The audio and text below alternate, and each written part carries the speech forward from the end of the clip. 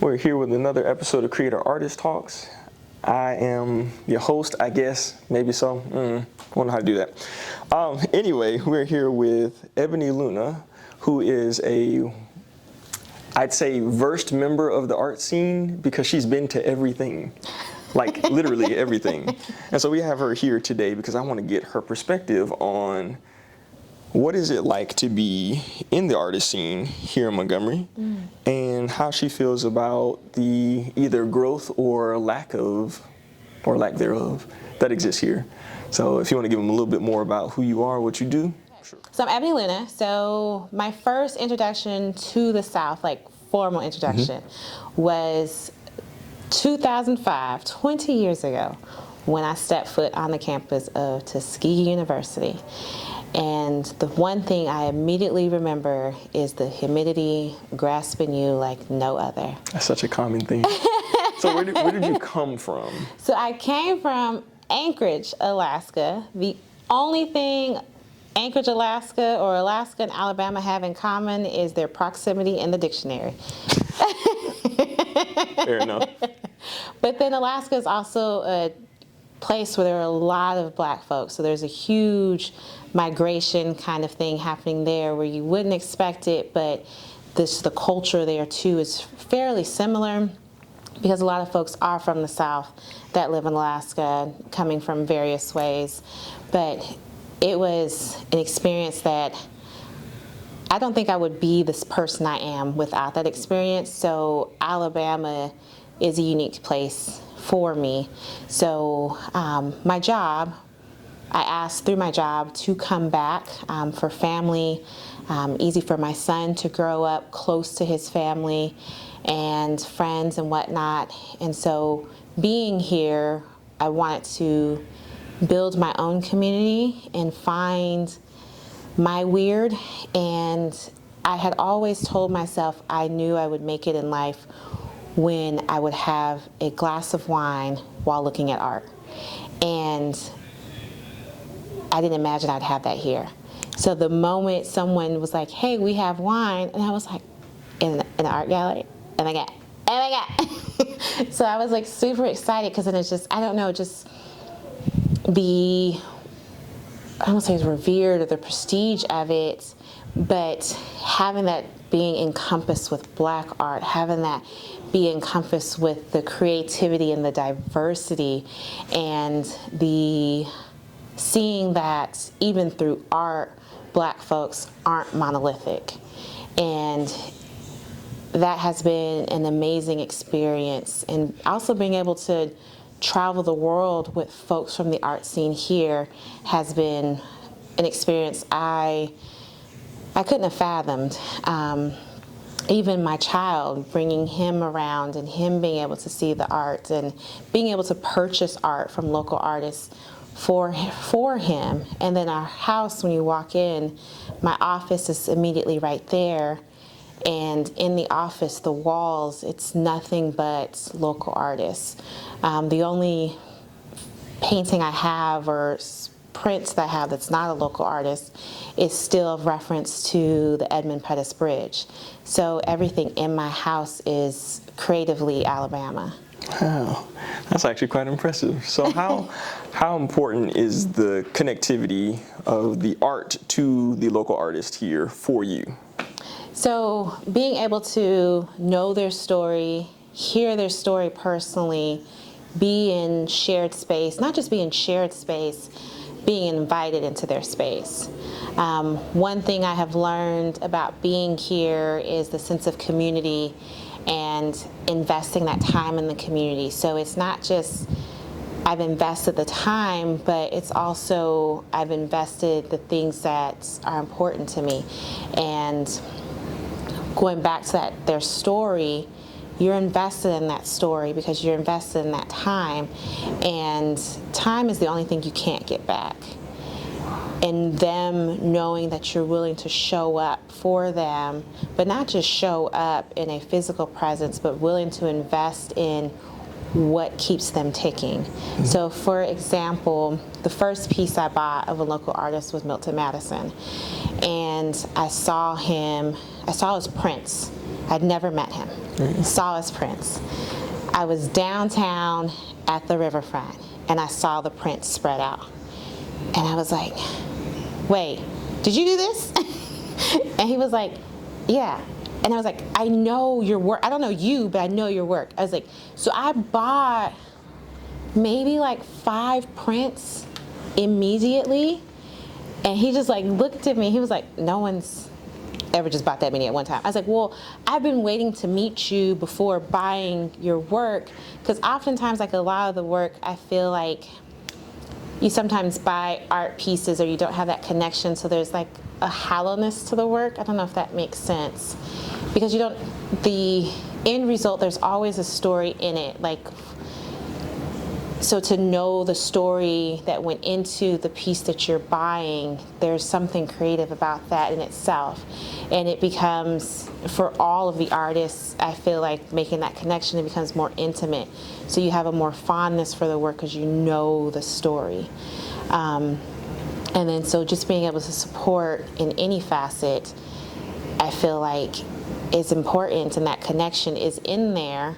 So when you walk in and then people ask me about the pieces, I am excited to talk about the pieces because I'm not just talking about the pieces, I'm talking about their stories and I'm talking about them. So not only does the art come to life in my house, they come to life at my house.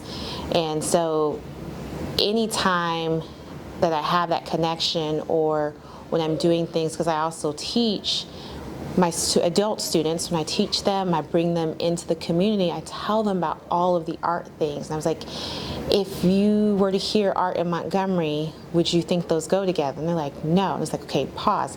Let me tell you how and why they go together. And they're like, oh, so then when I hear my students have gone somewhere and they said, Ebony told me to buy this, or Ebony told me to show up here. And I'm like, oh, they listened. I remember Geneva had co-partnered to do a pop-up event downtown, and I had told the students about it. And they went and bought artwork from her, and they were like, Ebony told us. And then afterwards, she was like, you know, they came back. And I was like, they did?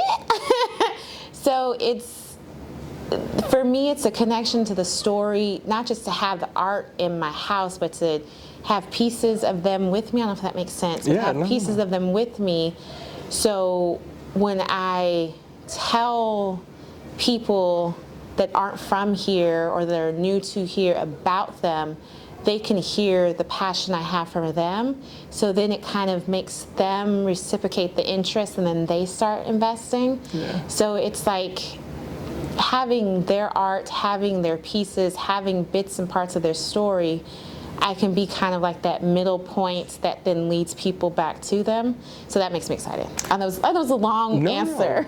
No, that's a really good response to that. And it touched on a few things that I think are super valuable. Number one, you talked about, the hollowness of the art versus, well, not versus, but the hollowness of the art and the artist, right? Mm-hmm. And so oftentimes we buy pieces that we think are aesthetically, valuable. They fit into our spaces, but we don't know very much about the artists themselves. Yeah.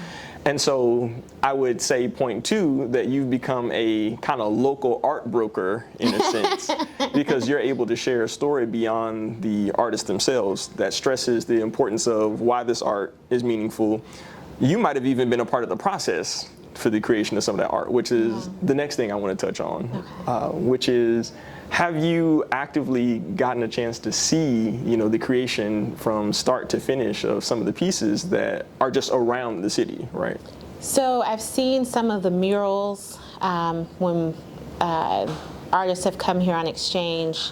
I've seen those, but then also going and popping by King's Canvas and seeing those pieces being worked on, or even when the artists on social media that you follow, when they show you the condensed reels from beginning to end, and it's like, oh wow, and then you see it in life and you're like, oh wow, because how something shows on basically a two-dimension space, but then to be in 3D in 2 dimensions, like it's weird.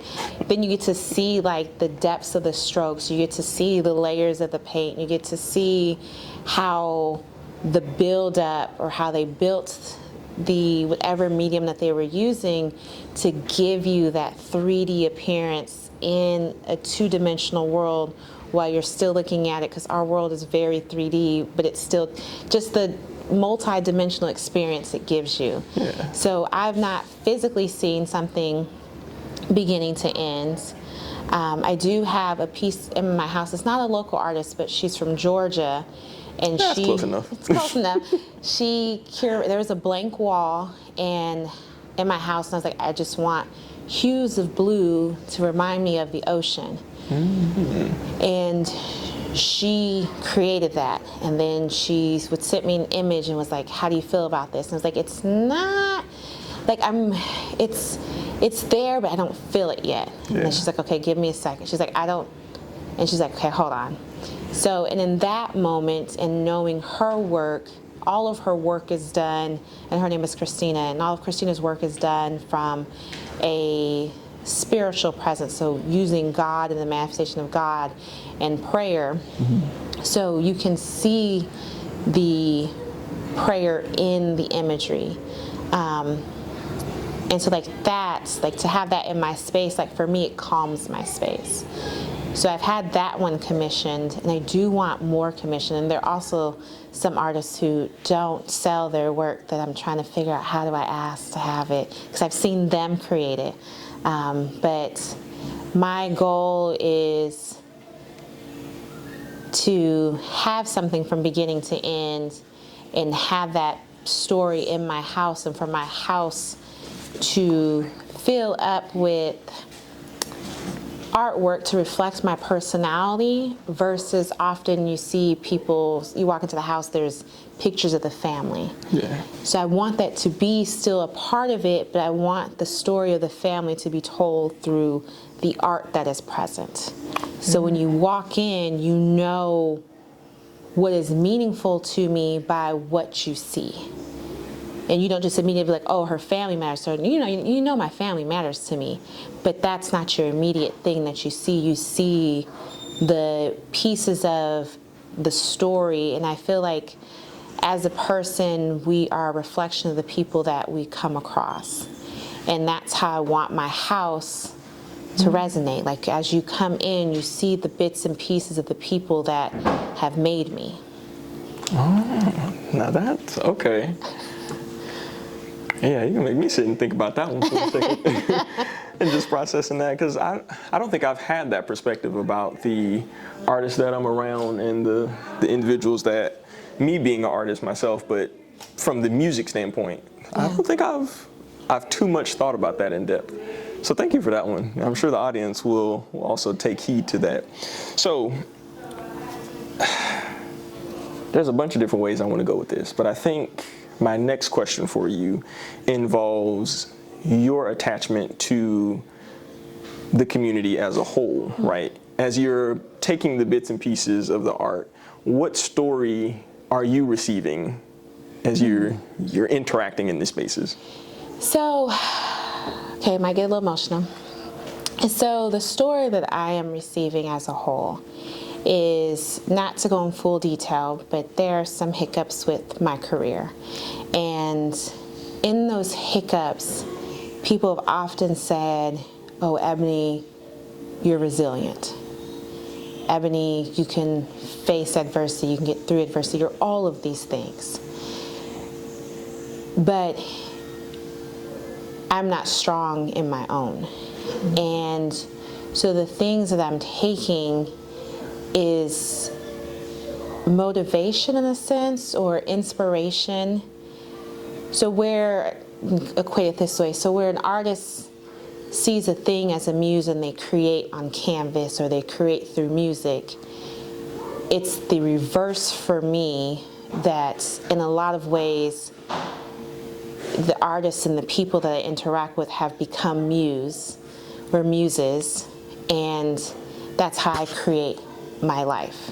I don't know if that makes sense. I think I'm tracking. Yeah. So it's the things that keep me spinning, the things that keep me passionate. So like, for example, at work, they asked, like, well, what do you need from us as, your leaders at work? And I was like, well, what I need, especially we're talking career oriented, what I need is there's a break. There's what Ebony does that maintains her passion, that motivates her.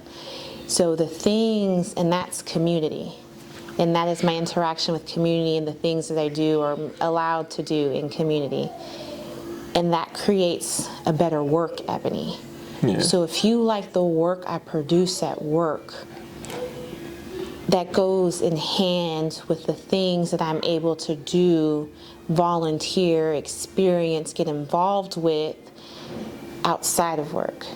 So if I can maybe sum that up, the quality of your life experience produces better quality output for what they need at work. Yes. Okay. That's reasonable. And I think that's another huge thing about why I wanted to include patrons of the arts, right? The quality of life for you as an individual is also attached directly to the experience that the artists are able to create, because if no one interacts with their art, then almost for them, what's the point, right? Oftentimes as artists, we do produce just for our personal sake, but if we want to spin this to this being our bread and butter, our living, wages and whatnot, we need you as individuals to also support us. But if you aren't inclined to be a part of it, if you don't want to, or if you're not having a great experience with it, then right? So that's valuable. That's a gem right there for all corporate, all retail, all whatever, right? Anybody at a job that is leadership, allow your people to have a life. It makes a huge difference. I have been manager in spaces. I have hired and fired. I understand the importance of it. So, yes, call to action to all the hiring and firing. So, last but not least, if you want to, and you don't have to, Okay. let us know where we can follow Ebony.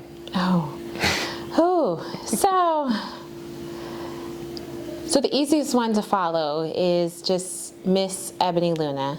I think it's MISS Ebony Luna, or it might be MS Ebony Luna. It's one of the two. We'll fact check it. We'll check it. So that page is going to be more focused on the things that I'm involved with the community. So that'll be a good way to see like the things that I'm doing, the people I'm involved with, the stories that I've come across or the experiences that I'm having. So that will probably be the best one to follow. And then truly last question, how do I phrase this? If there's anything that you can take away from the community and or, because you can answer both or not. Okay. So anything you can take away from the community and or give to the community about the artist engagement, right? Being someone that supports, what would it be?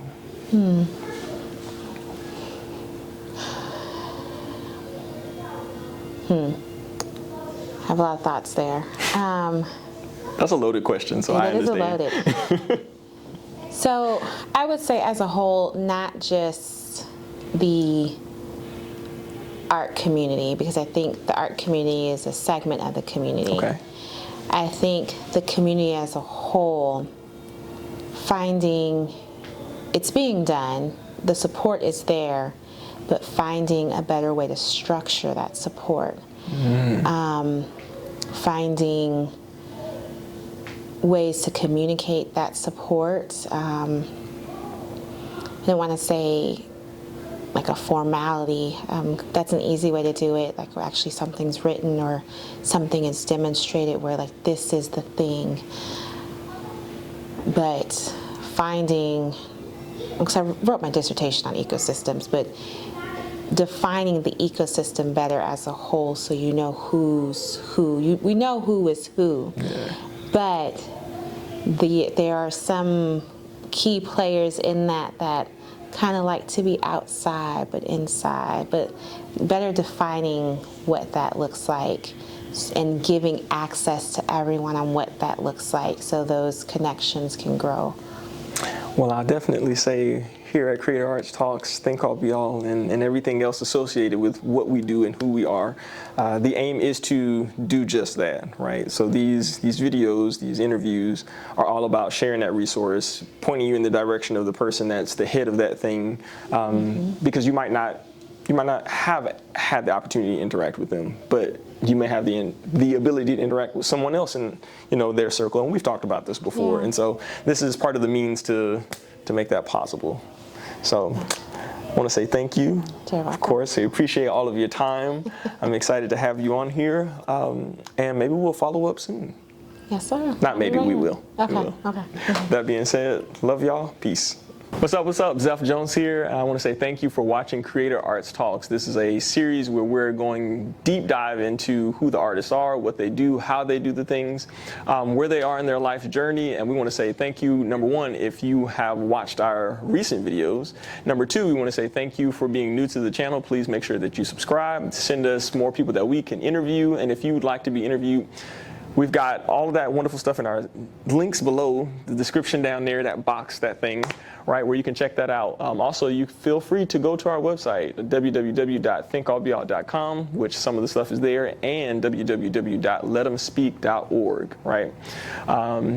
For those of you who want to sponsor, just email us, hit us up. We're always looking for individuals that'll help us, or organizations that'll help us continue this journey. We want to make sure that we reach as many artists, that we reach as many creatives, that we reach as many businesses as we can to share our love of the story of arts and the mission that we're on. So if you want to be a part of any of this, you want to see more videos, you want to check out more of the things, follow us on YouTube, subscribe on YouTube, follow us on Instagram, which all that stuff will be linked there too, and be a part of the journey. Peace.